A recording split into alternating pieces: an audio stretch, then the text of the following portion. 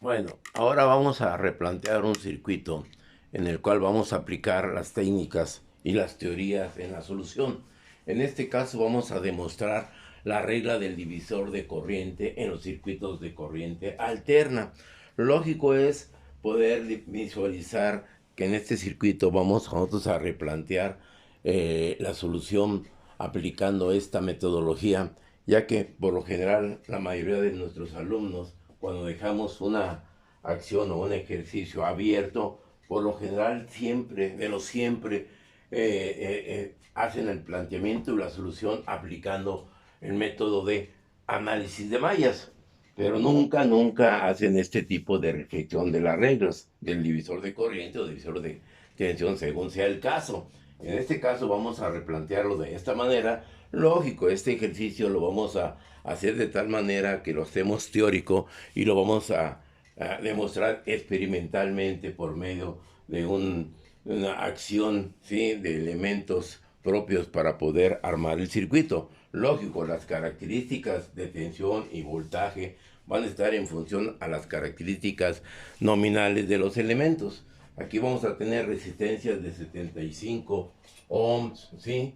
Y 50 ohms, pero a 25 watts, o sea, la potencia a la cual pueden soportar estos elementos. Por tal razón, la característica de tensión la estamos planteando en 60 volts. Le pudimos haber dado más tensión, pero por las características nominales, pues nos ajustamos a las acciones de los elementos. Por lo tanto, ¿cuál será ahora el proceder? El proceder es, pues lógico, nos piden encontrar estos elementos. Si yo lo planteo en el circuito, nosotros tenemos que determinar las condiciones de la corriente total, ¿sí? La corriente total, la corriente en la rama 1, la corriente en la rama 1, la corriente en la rama 2, ¿sí? En este elemento serán las tres corrientes que van a participar en el circuito. Por lo tal razón también nos piden las características de tensión, ¿sí?, en los elementos. Por lo tanto, sí tendría la tensión en la resistencia 1, la tensión en la resistencia 2, la tensión en el capacitor 2 y la tensión en el capacitor 1. Por lo tanto, ahí tendremos nosotros, vamos a plantear y lógico, vamos a agregar una tensión entre los puntos A y B de este circuito. Por lo tanto, ya lo tenemos un circuito a plenitud, determinando todos los elementos parciales de las acciones y elementos que tenemos en el circuito. ¿Cuál será pues ahora el proceder? Para este proceder nosotros necesitamos conocer la corriente total. Esta corriente total va a ser igual al voltaje total sobre una impedancia total en el circuito. Por lo tanto, aquí la incógnita es la impedancia total, pero para la impedancia total tendremos nosotros que la impedancia 1 está formada por la resistencia 1 menos J el capacitor 1, y la impedancia 2 va a ser igual a la resistencia 2 menos el capacitor 2. Por lo tanto, aquí tendremos nosotros que en este capacitor tenemos las características de reactancia. Por lo tanto, hay que determinar la reactancia del capacitor 1, que será 1 sobre WC1, que eso es igual a 1 sobre 2 pi, que multiplica el capacitor 1, que es de 30 microfarad, por 10 a la menos 6, y aquí tenéis su valor. El capacitor 2 va a ser igual a 1 W capacitor 2, que es igual a 1 sobre 377, que multiplica el capacitor de 50 microfarad, y aquí tendremos nosotros nuestros valores adecuados a este circuito. Por lo tanto, en el capacitor 2 nosotros tendremos la condición de una reactancia capacitiva dada en ohms, serían 53 ohms de J, y la capacitancia 1 tendríamos nosotros un valor aproximadamente de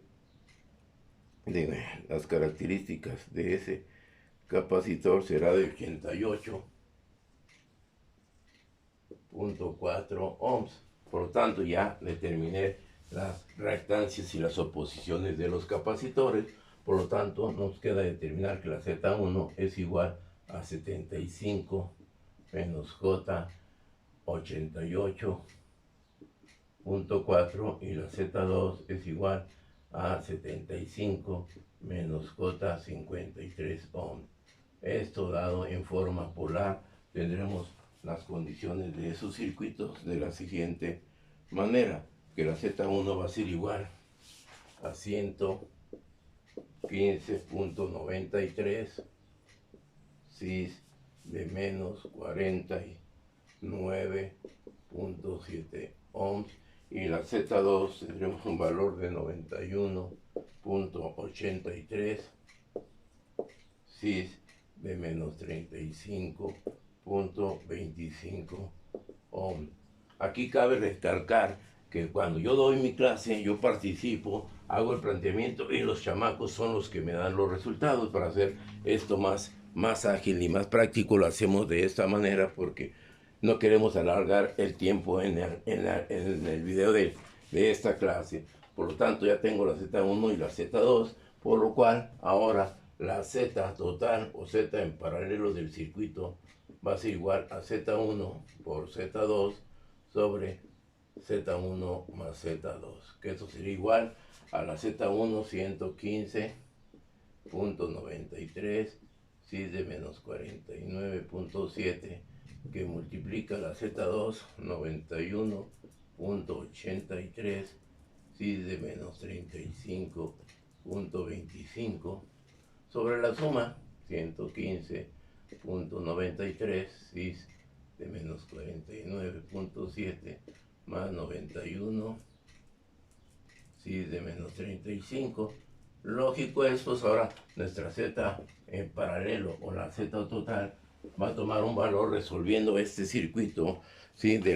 y transformando esta denominador en forma cartesiana, luego a forma polar, para poder hacer el cociente. Y es una matemática de fasores, producto, suma, división, resta y sustitución. Por lo tanto, la Z total del circuito va a ser de 51.64 cis de menos 41.65 ohms.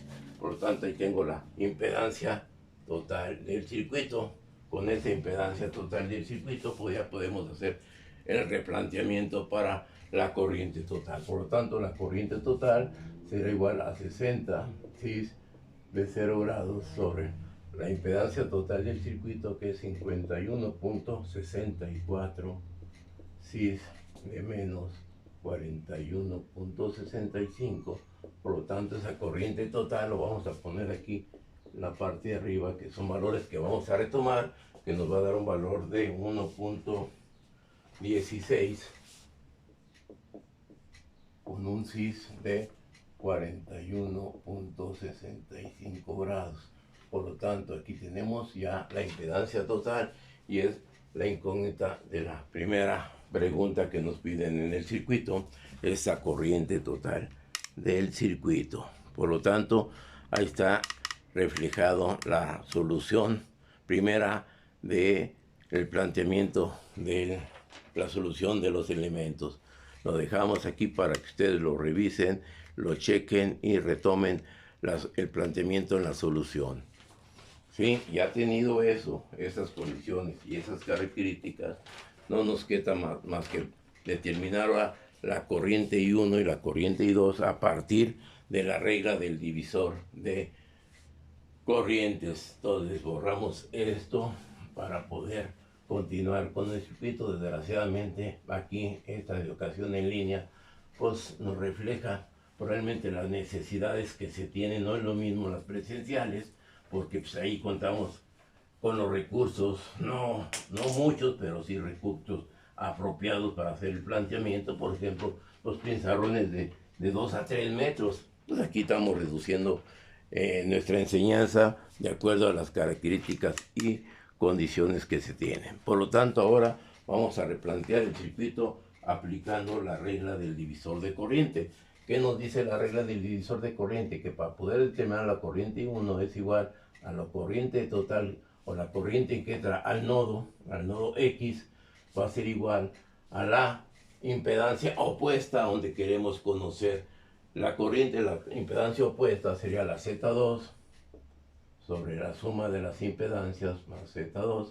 Por lo tanto, la corriente 1 va a ser igual a 1.16 cis de 41.65 que multiplica a la Z2, que la Z2 era un valor que teníamos nosotros anterior de 91.83, perdón porque les dé la espalda, 91.83 menos el cis de 25 sobre la suma de esa 91.83 cis de menos 35.25 más la Z1 que nos va a dar un valor de 115.93 con el cis de menos 49.7. Resolviendo este planteamiento tenemos que la corriente I1 nos va a dar un valor aproximado de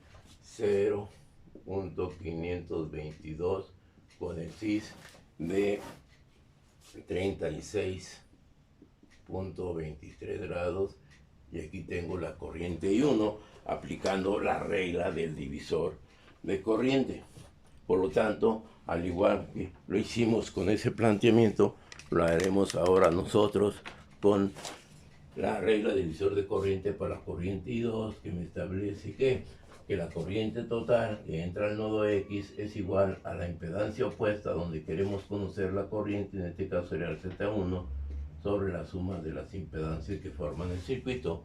Por lo tanto, aquí esta corriente I2 va a ser igual a 1.16 cis de 41.65 que multiplica a la impedancia 1 que es 115.93 con el cis de menos 49.7 sobre la suma de las dos impedancias, que sería el valor de la corriente en la rama 2, y ese valor nos va a dar de un valor de corriente de la siguiente magnitud. La corriente I2 va a ser igual a ¿quién? A 0.659 cis de 34.63 grados. Y esta sería la corriente 2 aplicando, lógico, la regla del divisor de corriente. Por lo tanto, aquí tengo ya el planteamiento de la corriente I1, planteamiento de la corriente I1 y la I2. No nos queda más que demostrar esta acción. ¿Cómo demostraremos esta acción de esas dos corrientes para determinar la corriente total del circuito? Por lo tanto, aquí yo tengo en esta acción que la corriente I1 va a ser igual a 0.522 cis de 36.23 grados, y que la corriente I2 va a ser igual a 0.659 cis de 34.63 grados. La anotamos aquí porque son valores que vamos a requerir para nuestras demostraciones. Por lo tanto, bueno, vamos a partir de esta regla y poder comprobar que esa corriente es la corriente total que iniciamos nosotros a partir de la ley de Ohm. Por lo tanto, ¿qué nos dice? Aquí aplicamos la ley de Kirchhoff, aplicamos la ley de Kirchhoff de corrientes en el nodo X, que nos dice que la corriente que está entrando es la corriente total, es igual a las corrientes que está saliendo, I1 más I2. Nosotros obtuvimos una corriente total de 1.1641.65 grados, que esto debe ser igual a las corrientes parciales, 0.52 ¿sí? de 36.23 más la corriente 2, 0.659, y aquí nosotros demostraremos que estos valores deben ser iguales, reduciendo el circuito lógico. Y lo que se requiere, transformar a la forma cartesiana los dos, la suma, y después partir de la forma cartesiana a la forma polar, y demostramos nuestro planteamiento en la solución de este circuito. Por lo tanto, demostramos que estamos dentro de lo acordado en los planteamientos y en las soluciones. Por lo tanto, ahora determinaremos las tensiones en la resistencia. La tensión en la resistencia 1, que es igual a la corriente 1, que multiplica la resistencia 1, que es igual a la corriente 1, 0.522 cis de 36.23 grados, que multiplica la resistencia 1, que es 75 cis de 0 grados. Por tanto, la tensión en la resistencia 1 nos va a dar un valor de 39.16 con el cis de 36.23 grados. Y aquí tengo la corriente, perdón, la tensión en la resistencia 1, la caída de tensión en esa resistencia. Por lo tanto, el voltaje en R2 va a ser igual a la corriente 2, que multiplica la resistencia 2, que este es igual a 0.659 con el cis de 34.63 grados, que multiplica la resistencia de R2, que es de 75 cis de 0 grados. Y aquí te tengo que el voltaje en R2 va a ser igual a una tensión de 49.42 cis de 34.63 grados. Y aquí tengo ya la solución de estos dos planteamientos en lo que se pide en el circuito. Tenemos esas caídas de tensión y las anotamos por acá arriba. Tengo que el voltaje en R1 va a ser igual a 39.15 cis de 36.23 grados, y el voltaje en R2 es igual a 49.42 cis de 34.63 grados. Y aquí tengo ya ese planteamiento de esas dos soluciones. Por lo tanto, proseguiremos nosotros para poder determinar la caída de tensión en las resistencias. Bueno, ¿qué es lo que haríamos nosotros? Plantearemos ahora este circuito de la siguiente manera. Borramos aquí y ponemos ahora las características de los elementos. Quiero conocer el voltaje en la capacitancia 1, que es igual a I1 por la reactancia en la capacitancia 1, que nos da el voltaje en C1, que es igual a 0.522 con el cis de 36.23, que multiplica a nuestra reactancia, la reactancia 1, que sería de 88,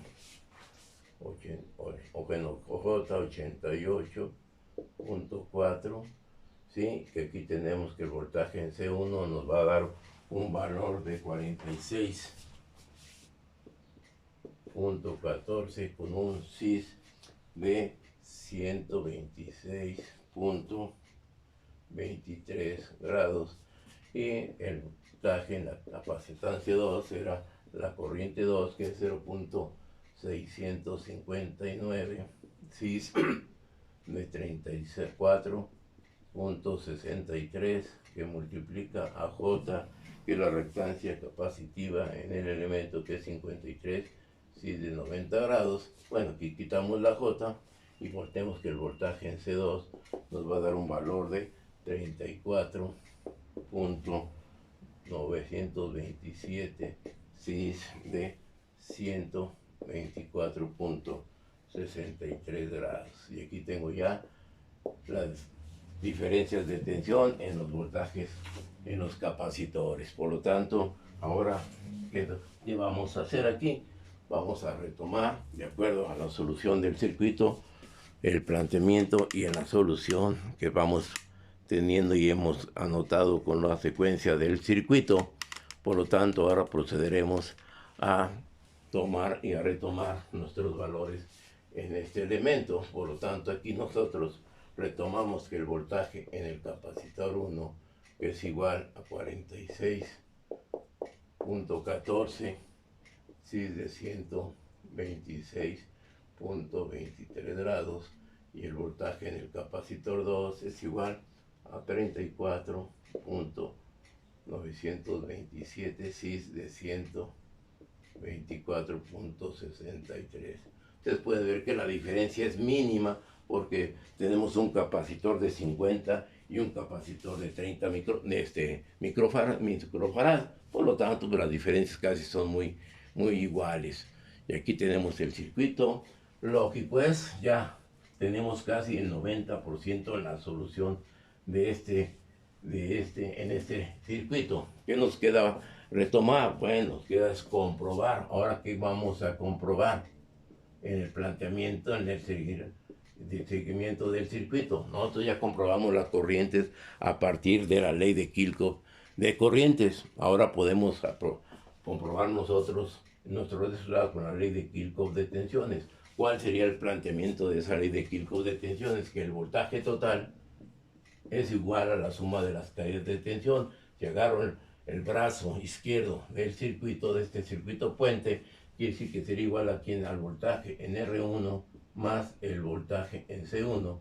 Por lo tanto, el voltaje total va a ser igual al voltaje en R1 de 39.15 cis de 36.23.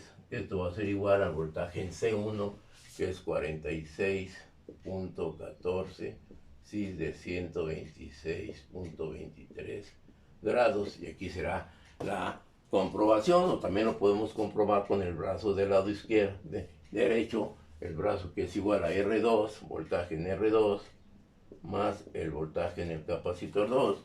Y aquí nosotros haremos lo mismo que hicimos, voltaje en R2, 49.42, con el cis de 34.63, más el voltaje en C2, que es 34.927, con el cis de 124.63, y ahí sería la comprobación si el seguimiento de nuestro circuito es el correcto para poder seguir. Si encontramos una diferencia, por lógico hay que autoevaluar, hay que retroalimentar dónde fue nuestro error en el planteamiento de nuestras ecuaciones. Pero por lo tanto, la comprobación, de acuerdo, se la dejamos al alumno para que haga el seguimiento. Ok, ahora, ¿qué resulta como último caso determinar el voltaje que hay entre dónde? El voltaje que hay aquí, en el voltaje entre estos dos puntos, el voltaje A, B. ¿Cómo haríamos el replanteamiento para ese voltaje entre esos dos nodos? ¿Cómo lo haríamos? Dejamos la recapitulación al alumno para que razone, piense y dé una respuesta.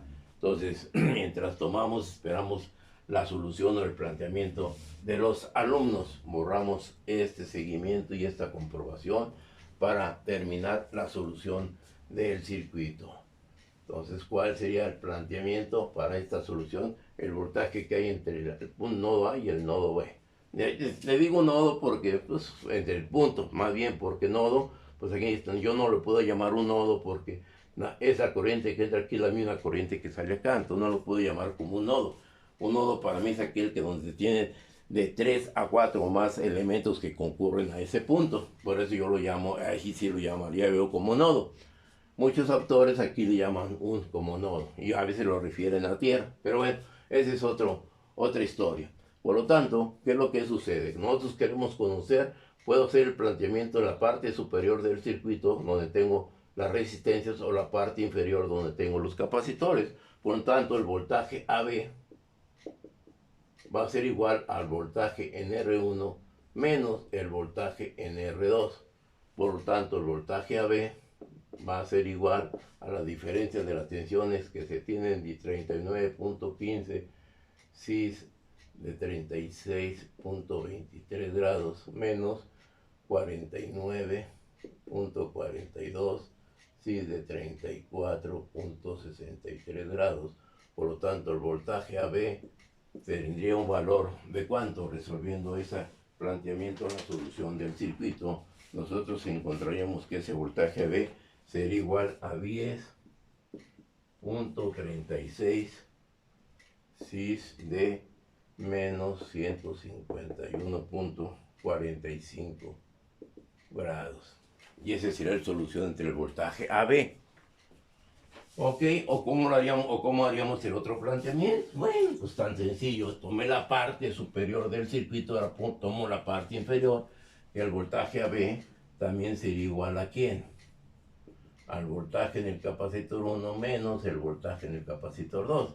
Por lo tanto, retomo, sustituyo valores y hago el planteamiento y la solución que debe ser cumplirse la igualdad de este circuito. Entonces, ahí tenemos el planteamiento, el seguimiento y la solución en este circuito. Vamos a dejar los valores ahí en el pizarrón para poder replantear el circuito. Bueno, por lo tanto, ¿qué es lo que sucede? Este sería el planteamiento en la solución del circuito, aplicando la regla del divisor de corrientes.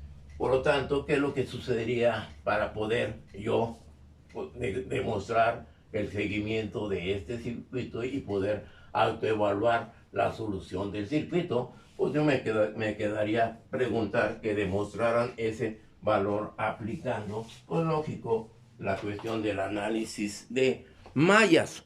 ¿Qué es lo que haría el joven? Ok, lo que haría el joven primeramente es establecer y definir las mallas en el circuito. Por lo tanto, ¿qué sucede aquí en el circuito? Nosotros tendremos aquí una malla,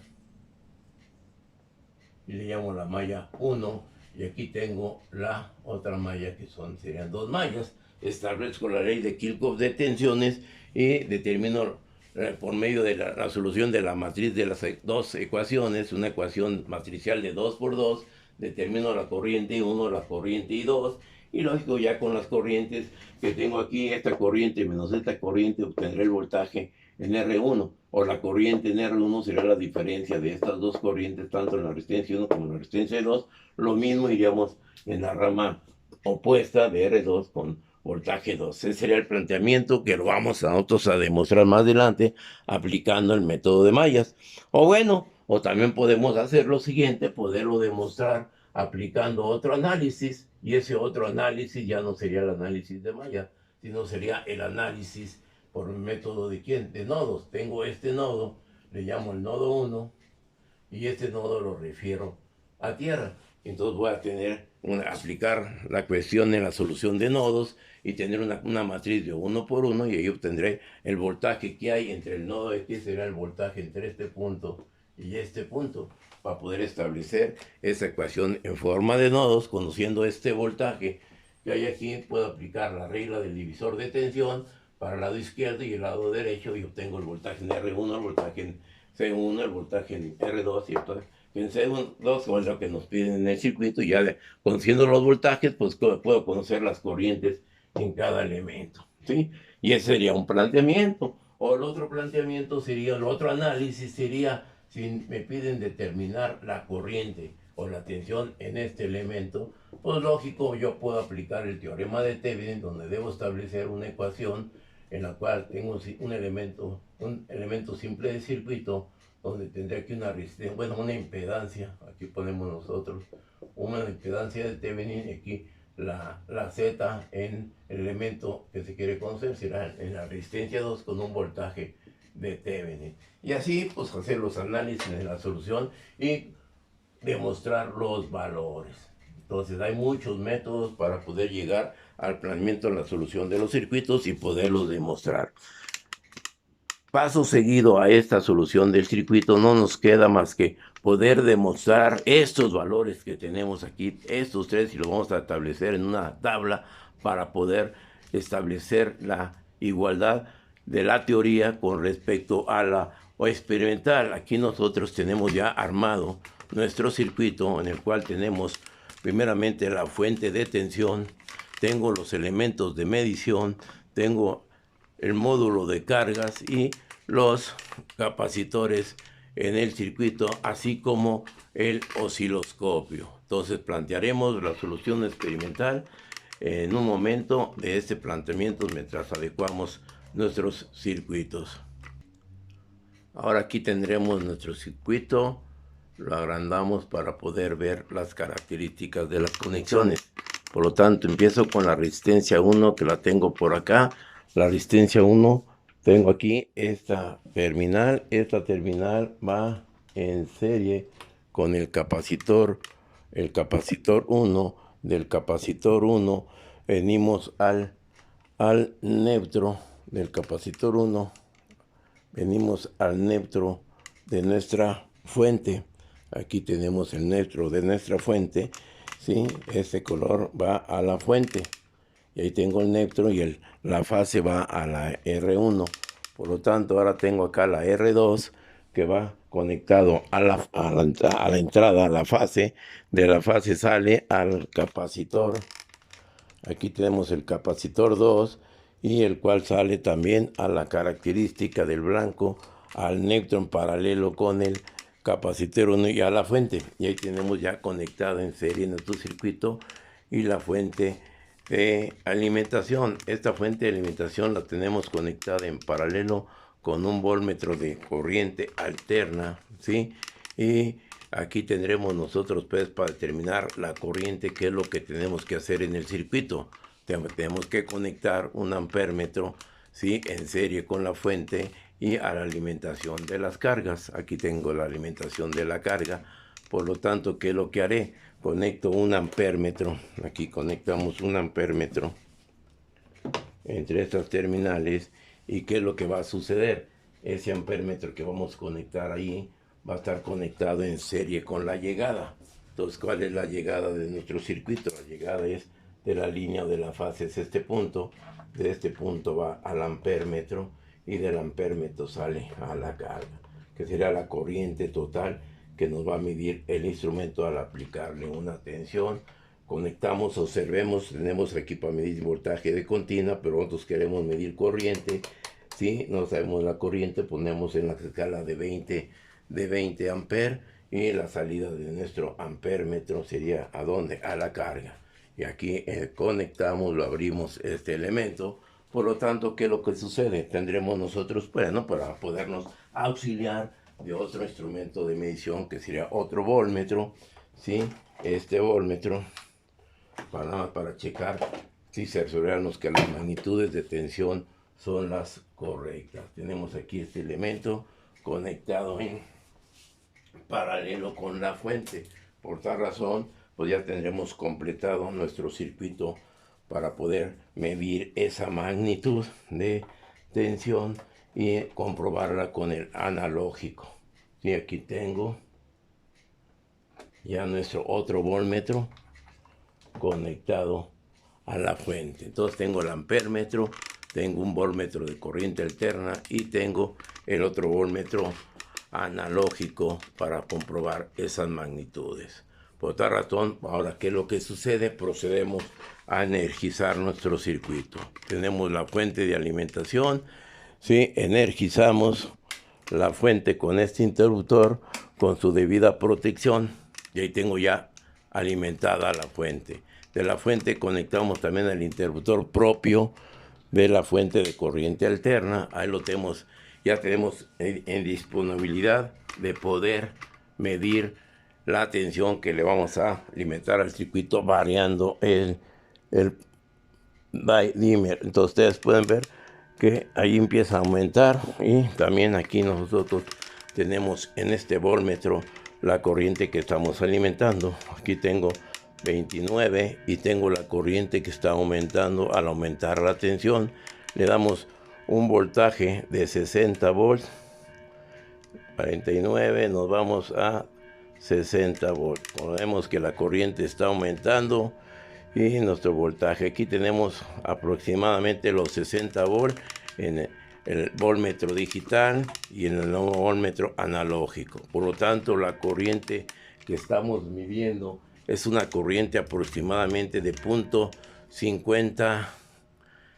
49.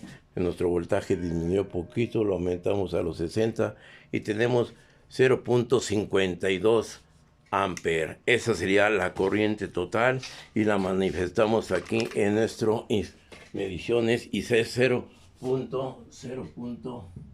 Sí, las características de las condiciones del circuito para nuestra corriente total. Vamos a manejar, que manifestamos nuestras características de nuestras, vamos a rechecar nuestras lecturas, y nosotros tenemos un voltaje de 60 volts, ¿sí? Se nos aumentó un poquito la fuente, y ahí tengo aproximadamente los 60 volts. Ahí están aproximadamente los 60, vamos siguiendo calibrando aquí en este instrumento. Tengo los 60 volts y tengo una corriente de 1.12 amperes, la corriente total del circuito. Sí, aquí está manifestada en nuestro instrumento de medición. Vamos a quitar el esplendor del foco y ahí tengo una corriente de 1.13 amperes. Por lo tanto, acá la registramos en nuestro instrumento y nosotros tenemos que la corriente que estamos midiendo nosotros ahora es una corriente total experimental que nos da un valor de 1.13 amperes, que lo checamos con las características de esto y está muy próxima la corriente total a nuestro circuito. Por lo tanto, ahora procederemos a medir las corrientes parciales. Vamos a conectar nuestro circuito de tal manera que podemos descifrar esto. ¿Qué es lo que sucede? Ponemos nada más aquí este paralelo, aquí esto, ¿sí? Unimos aquí estos dos elementos para poder tener aquí donde estaba el ampérmetro, lo desconectamos, nomás pongo el puente para la corriente total y ahora vamos a medir la corriente en la rama 1. ¿Qué es lo que sucede? Quitamos, aquí venimos a la rama 1, quitamos esto, abrimos el circuito, aquí abrimos el circuito, conecto aquí el instrumento en el instrumento de medición y del instrumento de medición conectaremos a la fuente de este elemento. Por lo tanto, ¿qué es lo que va a suceder? Conectamos de aquí del ampérmetro a donde desconectamos la resistencia y conectamos aquí este elemento. Por lo tanto, ahora, ¿qué es lo que sucede? El voltaje se sigue permaneciendo constante y ahora tenemos una corriente I1 de un valor de 0.51, la corriente 1. Procedemos a anotarla en nuestra tabla y tenemos una corriente de 0.52, la corriente 1, y tenemos aquí esta corriente. Podemos manejar esa corriente con respecto a la corriente calculada y la corriente medida. Ahí tenemos ya nuestro valor de la corriente I2 desde el punto de experimental. Volvemos a nuestro circuito, ¿sí? Ahora, ¿qué es lo que sucede? Desconectamos esta corriente de este elemento. Quitamos esto de aquí. Y ahora este elemento, ahora esta que quitamos de aquí, la conectamos a este punto. Y ahora procederemos a medir la corriente I2, que sería en la resistencia, sería en la resistencia. Pues aquí necesitamos un camarógrafo para este tipo de clases en línea.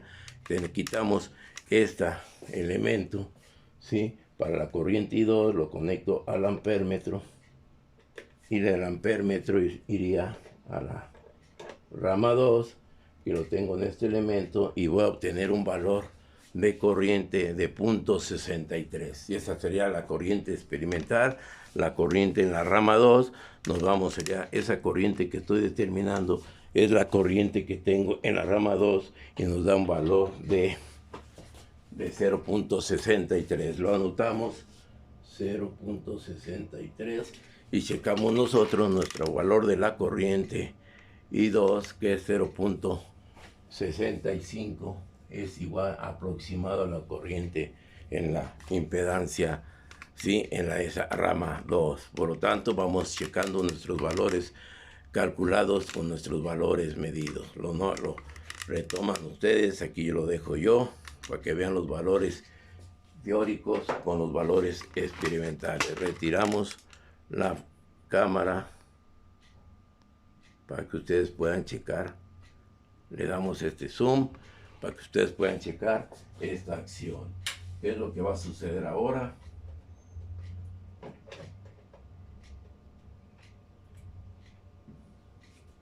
¿Qué es lo que va a suceder?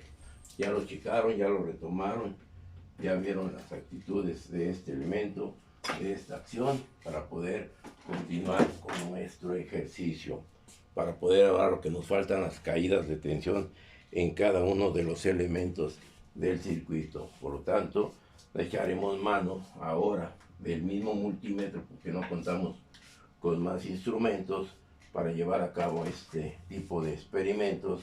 Por tal razón, vamos a echar mano de más cables. Si tuviéramos, pues conectábamos todo a un mismo circuito y sencillamente pues lo resolvíamos de forma más eficaz. Pero bueno, aquí tenemos la cantidad de elementos de cables para poder utilizar esta acción. Por lo tanto, ahora retomemos nuestro circuito en forma experimental. Llegamos ahora a este punto. Tenemos aquí este instrumento, el mismo instrumento. Le damos zoom, pero ahora lo vamos a trabajar. Observen, ahí está para medir corriente de corriente alterna. Queremos tensión, bajamos el voltaje a este voltmetro a 200 volts de corriente alterna. Ponemos nuestra terminal, ¿sí? Y ahora, ¿qué es lo que queremos determinar? El voltaje en qué elementos. Vamos a ver el voltaje en R1. Nos vamos al voltaje en R1, sería R1, vamos a disminuir aquí, sí. El voltaje en R1 sería en la resistencia 1. Por lo tanto, yo conecto aquí en la resistencia 1. ¿Y qué es lo que va a suceder con el voltaje? Yo lo pongo aquí. ¿Y qué sucederá con el voltaje? ¿Sí? Entre esos dos elementos. Debemos saber, está fallando la característica del circuito. Quiero medir voltaje. Ok, pongo las terminales de tensión. ¿Sí? ¿Y qué es lo que va a suceder ahora? Entramos en las terminales. ¿Y qué es lo que va a pasar ahora? ¿Qué es lo que sucede ahora? Observemos. Tenemos un voltaje de 0. ¿Sí? ¿Por qué tengo un voltaje de 0? Porque yo tuve el error, y muy común, hago esto porque lo tuve muy común, porque ¿qué es lo que sucedió? Nosotros teníamos anteriormente este amper, en la conexión de este amperímetro, para medir corriente entre este punto. Pero ¿qué es lo que sucedió? Yo medí los voltajes así, y ¿qué es lo que sucede? Nuestro instrumento se fundió el fusible. Por tal razón, observemos, yo conecto aquí el voltmetro ahora para medir tensión, pongo las terminales aquí y retomo ahora, sí, para medir mi tensión. ¿Y qué es lo que va a suceder? El instrumento no registra tensión. Por tal razón, quiere decir que el fusible de este instrumento lo boté, y eso es muy común en las características. Vamos a cambiar el fusible del... Aquí retomamos, encontramos que el fusible del elemento, sí, lo vamos a extraer para poder cambiarlo. Lo extraemos, nos apoyamos en un desarmador para poderlo sacar. Quitamos el fusible, lo sustituimos por un fusible bueno, ¿sí? En este instrumento, y procederemos a cerrarlo. Bueno, ok, suele suceder, no. Hay que tener errores aquí por las características, la premura del tiempo y la característica de la cantidad de cables. Pues a veces se nos borró poder cambiar esa conexión, pero bueno, eso es muy común. Los errores se pagan con las características del tiempo y de la evaluación. En este caso, pues bueno, vamos a retomar el circuito y vamos a ver el voltaje en la resistencia 1. Tengo el voltaje en la resistencia 1, que en este caso es esta, y tenemos un valor de aproximadamente de 40.5 volt. 40.5 volt en la resistencia 1. Nos vamos a la característica de se nos pegó el cable, se enredó en la cámara. Por eso le digo que aquí necesitamos un camarógrafo, y nos dio una tensión de 40.5. El voltmetro 1 nos dio un valor de tensión de 40.5 volt. ¿Qué es lo que sucede con este voltaje en R1 con respecto al voltaje calculado? Nos dio 39.15, que también es un valor que muy próximo a lo que se quiere medir.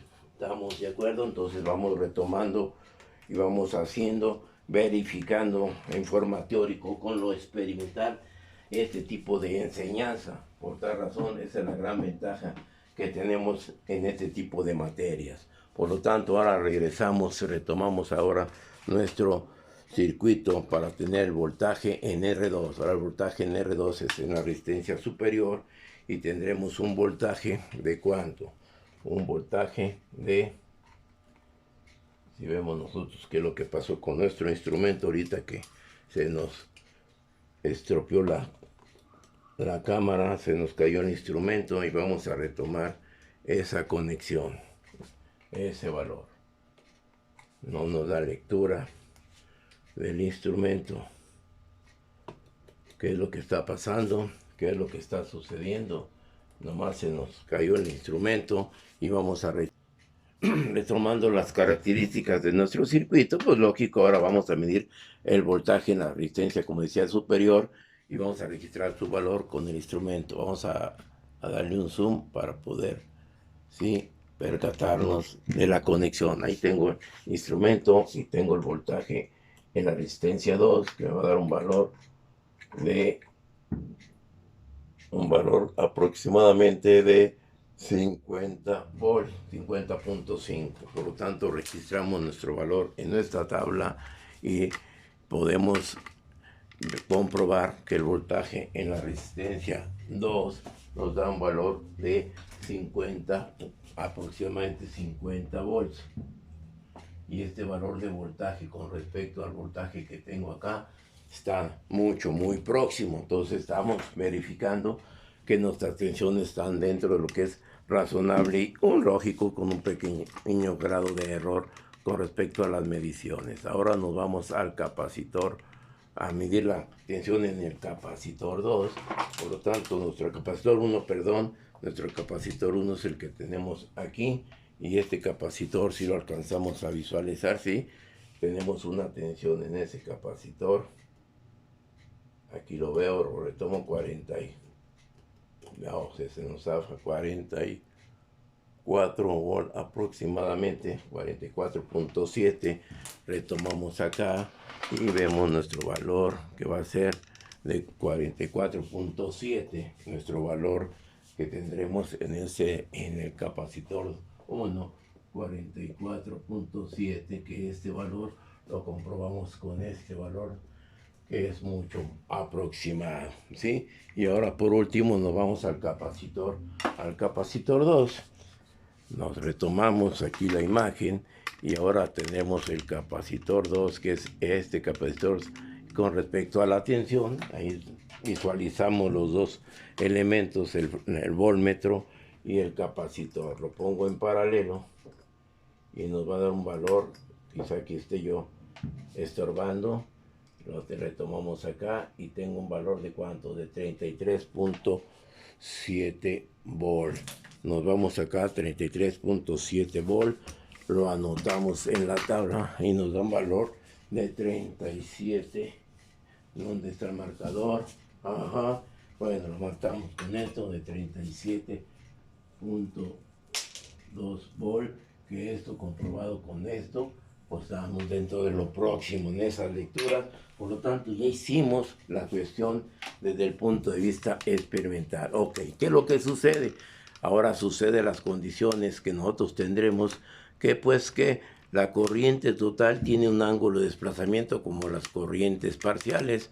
Nosotros retomaremos ahora el circuito para poder medir esas características de desplazamientos angulares utilizando el osciloscopio. Ahí tengo el osciloscopio con la sonda 1 y la sonda 2. ¿Qué es lo que va a suceder? Bueno, ahora retomemos las características del ángulo de desplazamiento. Ok, podemos observar nosotros que de acuerdo a las características de la conexión de nuestro circuito puente, lógico es que nosotros conectaríamos, si queremos la corriente total, aquí tenemos que ver, como lo conocemos en el ampérmetro, que tengo una ampérmetro aquí. ¿Qué es lo que va a suceder con el osciloscopio? Y ese tipo de corriente lo podemos percatar ahorita con el ampérmetro. Ahí tengo las condiciones del ampérmetro, pero ¿qué conflicto tenemos ahorita al medir esta acción con el osciloscopio? No lo podremos medir porque sería la diferencia potencial de la fuente. Por lo tanto, nosotros mediremos la corriente, comprobaremos la corriente en la rama 1, donde vamos a conectar el osciloscopio, donde tendremos el canal 1 lo conectaremos a este punto y el canal 2 lo conectaremos a este punto para ver la corriente en esa rama con su ángulo de desplazamiento. Por lo tal razón, ahorita lo tenemos conectado de esa manera para poder medir la corriente con el osciloscopio. Tenemos la terminal, ¿sí? El borne del osciloscopio. Lo podemos observar que está en la corriente total y la corriente tenemos el osciloscopio en las terminales intermedias y tenemos una señal, un desplazamiento angular donde aquí podemos ver la señal de entrada con la señal entre las dos características en serie de la resistencia y la capacitancia, y nosotros vamos a tener así cuantificar, tenemos 5, 10, 15, 20, 25, 30, 34 divisiones, lo que tiene un ciclo. Por lo tanto, tenemos que 360 grados corresponden, ¿sí?, a 34 divisiones. Una división nos va a corresponder a una lectura aproximadamente de 18 grados en una división. Por lo tanto, vamos a ver el ángulo de desplazamiento entre las dos señales y vamos a centrar el zoom de nuestra cámara, donde podemos ver nosotros que aproximadamente tenemos dos divisiones de separación entre una señal y la otra señal. Por lo tanto, tendremos dos divisiones, y si tenemos nosotros que la característica de la división y las características que tenemos nosotros, sí, desde el punto de vista de lo que acabamos de hacer, que una división corresponde a 18 grados, por lo tanto, dos divisiones que tenemos entre una señal y la otra va a corresponder a 36 grados, que es lo que nosotros vamos a ver con las características del ángulo de desplazamiento en la corriente I1. La corriente I1 lo tenemos en la parte superior, por lo tanto aquí tengo 36 grados con los 36 grados comprobados. Y ahí tenemos la comprobación del ángulo de desplazamiento con el osciloscopio. Por tal razón, estas serían las características de la forma experimental de nuestro ejercicio. Bueno, cabe hacer mención también, lógico, como conclusión de este ejercicio, percatarnos del por qué la tensión de alimentación de la fuente es de 60 volts. Se le pregunta a estos muchachos, 60 volts, se le pregunta a los jóvenes cuál sería la tensión recomendada y se le dan ciertos valores para que ellos elijan. Tal razón, pues lógico, no se puede percatar porque nosotros tenemos, pues, que hay que considerar las características teóricas de los elementos. ¿Cuáles son las características teóricas del elemento? Voy a borrar esa parte. ¿Cuáles son las características teóricas para podernos concretar y dar una conclusión a ese tipo de características? Nosotros tenemos que la resistencia 1 es igual a 75, lo mismo que la otra, 75 ohms, a una potencia de 25 watts. Por lo tanto, el voltaje que requiere que soporta ese elemento, 75 por 25, de acuerdo a la ley de Watt, donde este voltaje nos da un valor aproximado, lo podemos ver nosotros, 75 por 25 nos va a dar un valor de 1875. Esta es la raíz de 1875, por lo tanto, la raíz de ese valor será lo siguiente, de 1875. Entonces el voltaje son 43.3 volts, el voltaje que soporta esa resistencia. Lógico, la corriente pues va a ser 43.3 entre 75, y esto nos va a dar una corriente que soporta de 43.3 entre 75, nos va a una corriente que soporta de 0.577 amperes. Entonces aquí nosotros podemos ver las condiciones de esas resistencias. ¿Qué es lo que va a suceder? Nosotros tenemos en la corriente de la resistencia, en las resistencias tenemos una corriente de punto 22 y tenemos punto 535, por lo tanto estamos algo inferior a las características de la corriente que pasan por esa rama. Lo que sucede también en la otra rama, pues ya tengo hay que ver los valores, ahí sí tenemos un valor de 43 volts que soporta la resistencia 75, en la otra rama, la otra resistencia de 75, de acuerdo a las características del capacitor, nos consume una corriente de .652, lo estamos pasando por 100 miliamperes. Por lo tanto, es importante tomar las lecturas, sí, momentáneas o de una manera rápida para que el elemento de la resistencia 2 no se nos vaya a fastidiar. Y esa es la razón del por qué tenemos las características de la tensión de 60 volts. ¿Ok? Ahora, ¿qué es lo que cabe analizar? ¿Qué es lo que va a suceder?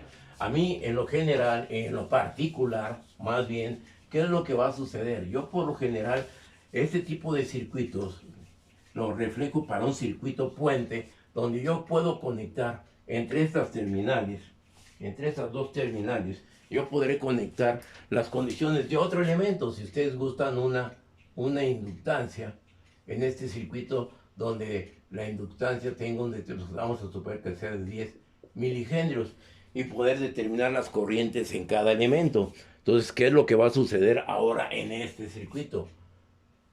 Este circuito puente, para mí, en lo personal, reflejo todas las características de un curso de análisis de circuitos. ¿Por qué?